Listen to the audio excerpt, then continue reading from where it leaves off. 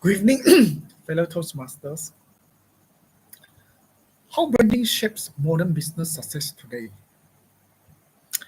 When I was an export executive few years back then, I was a junior executive, which I have totally no experience in the export field.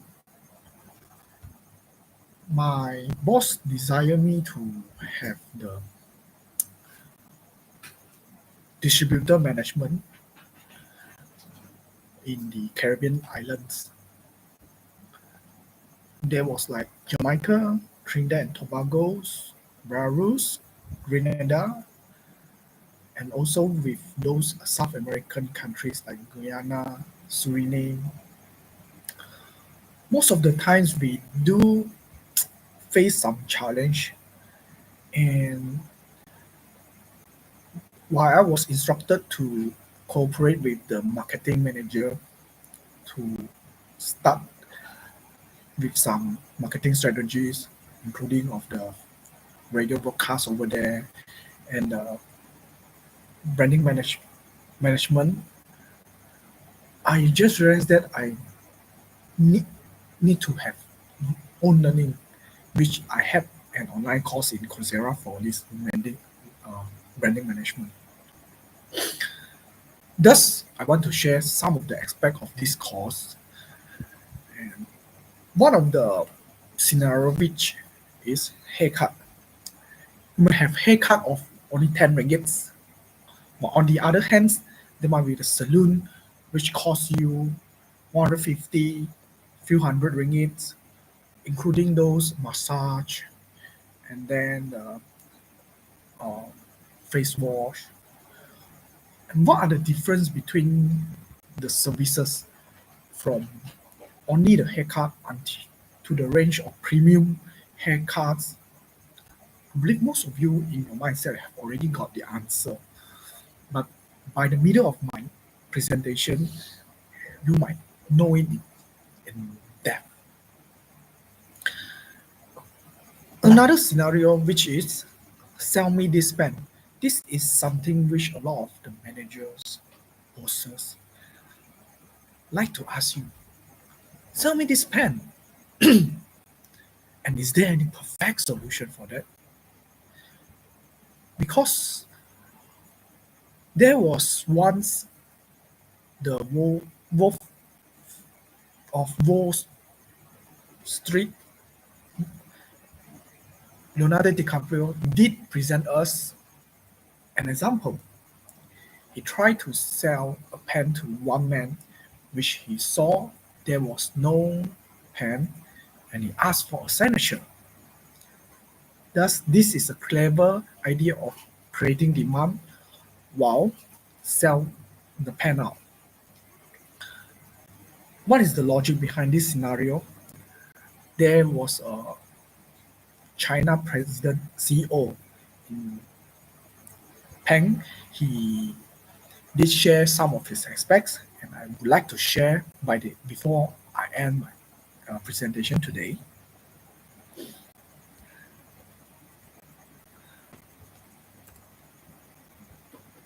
Thus, for today title, The Art and Science of Branding Management.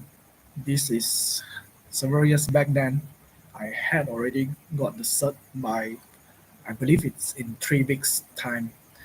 But this is a very short general speech of the, I truly encourage all of you to engage with the courses mentioned in Coursera. A lot of fantastic stories behind it. And definitely a brand is more than these logos, right?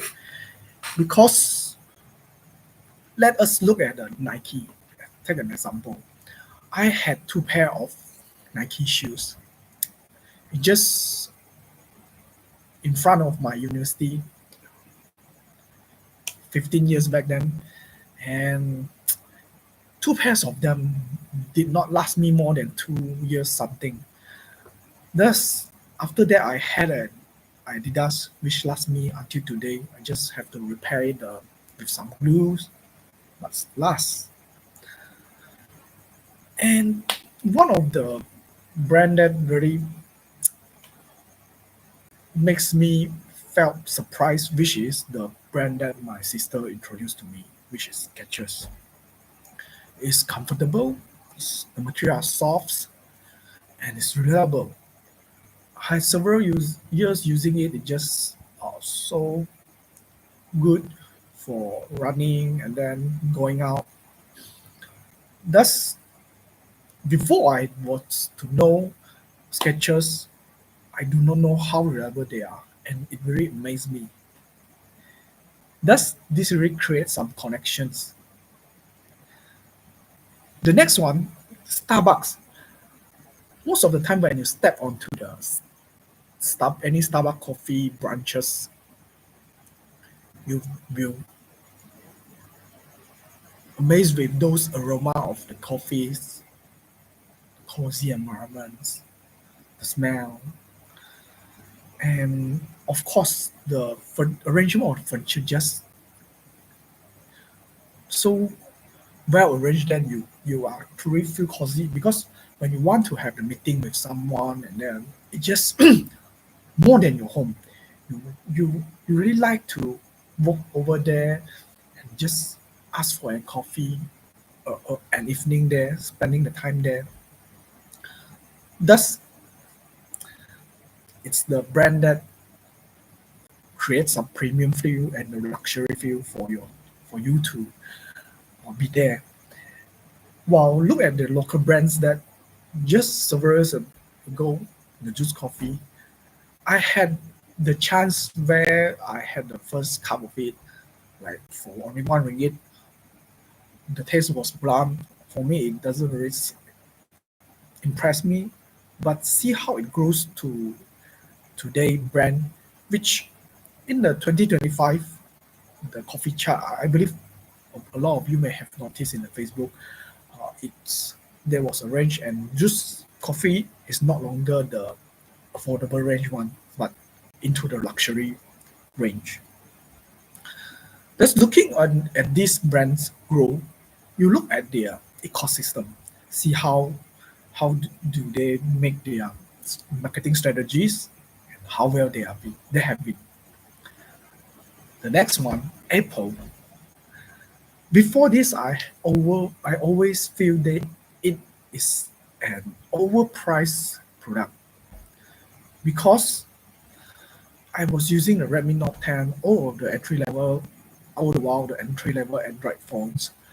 While it's not hard to use at all and it just fulfill all the functions, correct? But one day it just broken and it just happened that my sister moved from her iPhone 8 to iPhone 15. I got the chance to start use of the iPhone 8 for free. This, of course, the adaptation was a little tough in the beginning for maybe a month because the style you need to adapt is different Apple system. But after a while, I just got used to it. The experience was like okay, it's smooth, yeah, and the pictures it capture is just quite good. In comparison, when I was passed by my mother the entry level Huawei phone, which I tried to grab my alternative SIM card onto it, the entry level Android just frustrated me because the lateness, then the transition from the apps to apps are just awkward, I would say. And you saw the pixelation, the black lines over there. Thus, I would say it's somehow not really overpriced for the Apple products because it do fulfill some of your luxury feelings and then the sensation on it is definitely different from you use the Android system. But of course, for all the brands that I want to highlight here, is just to give you a head up on judging which are the needs, which are the wants. You want to compare them all of the time to know your financial ability to afford any of this.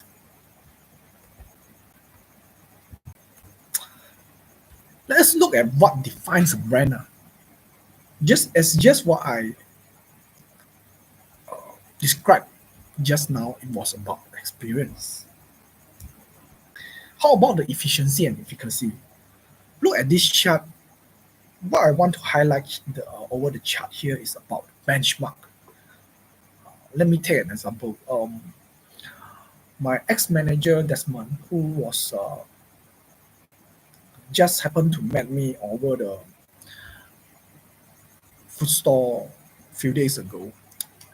He described himself as the visionary one, and then he hoped me to break through the middle line to another sessions. While there was an ex-colleague also named Jenny. She was the one executors. Why my ex-manager would describe her as the executors is because she was from the insurance agency background. She was passionate about doing sales. While we are business to business corporate sales, she definitely she is so positive to open every opportunities equally. Thus, this makes her a very efficient girl who go and try out every prospects and try to match with the management expectations. However, it was not so accurate as in what my ex-manager knew because he was already in all the places, all the customer base my my company had been. Thus, he already know what can be done and what cannot be done. Thus, he benchmarked himself as the visionaries. But however, look at what he is at now. He had more than 5 years in steel line, but compared to his boss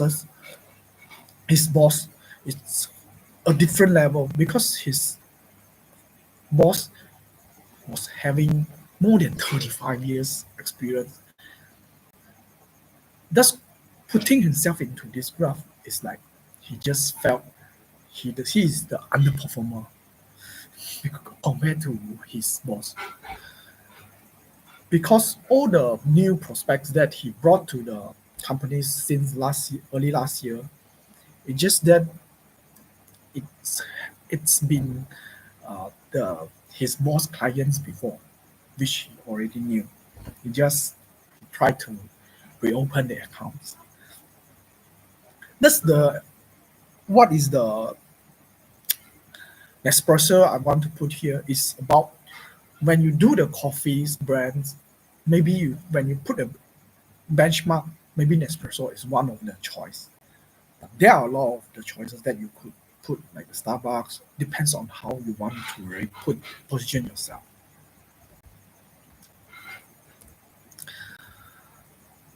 Thus, one of the key element in the branding management is about the emotional connection with the customers.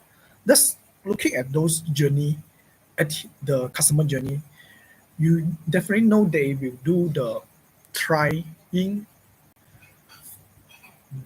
and go for the using, and maybe they will quit or maybe they will not. However, like oh, like my ex manager having a conversation with me, the food stores. Just imagine one day the one of the meats just reduce some slices. You definitely feel them, and then of course you might not visit them anymore because you have a lot more choices to give you better experience. Correct.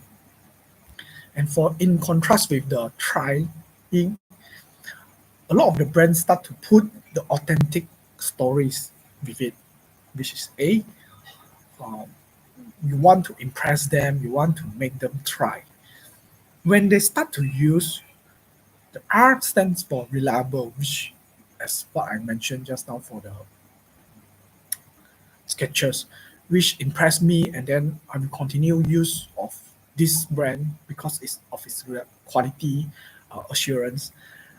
And for the disposing, the choice of dispose or not is about experience. If the experience is not good, you don't want to continue. Correct. Thus, let us look at Harley Davidson. It used one of the brand, the tagline, "You never ride alone," to make them a community. A lot of people belongs to this community to make them feel good and loyal to the brand itself. Thus, one of the thing is about behaviors are when the customers, the management, and of course the internal employees, you want the values to align together on this, to stack on the same positive force to reach out. I had seen one article about the how the negative energy would ruin the whole team. Just like, yeah, the clear water, you put just a little mud, it just get unclear. Thus, you want to prevent such thing happen. Like the example over here, you see when the management and the crew stands together to hold the service well, give the best service, you just hold. Well, a lot of the brands has faced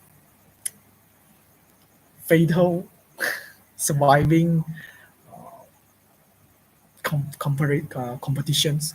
You can see being in a lot of different places, we need to adapt of the cultures. Like the Disney, you see some of the place just could not make it, but it has to be adapted locally, just like the Snow Brown. And sarcastically, you see how the what's the Dove look at the real beauty campaign. They just define the beauty differently in the different regions. This is what the contrasts are.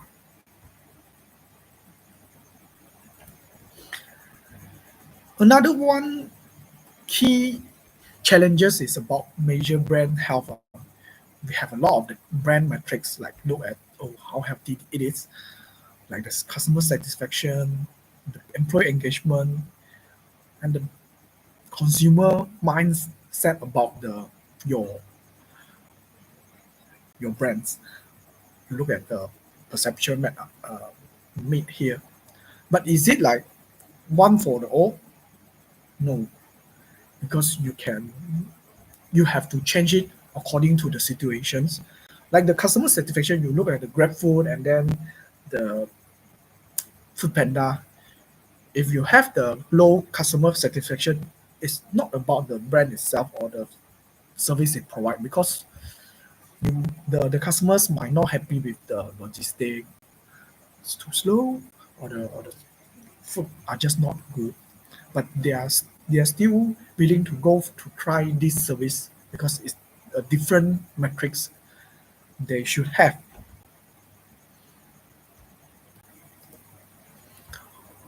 About the branding engagement, it's very different where the even inside the organization itself, for those who live in a higher percentile compared to those lower one, it just definitely perform better. You see how well the revenue grow 2.5 times, and employees just behave well, more like less absence day and turnover, less turnover.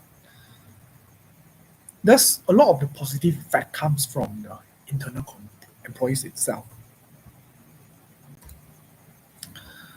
And things that a lot of the corporate world now, they are trying to go for sustainability to because social responsibility is something that they are looking at to stay ahead of all the other competitors and leveraging the AI technology, like you see all of the restaurants, they are starting to use the robots to send you the dishes, keep the lower cost, and then making some personalization over the robot.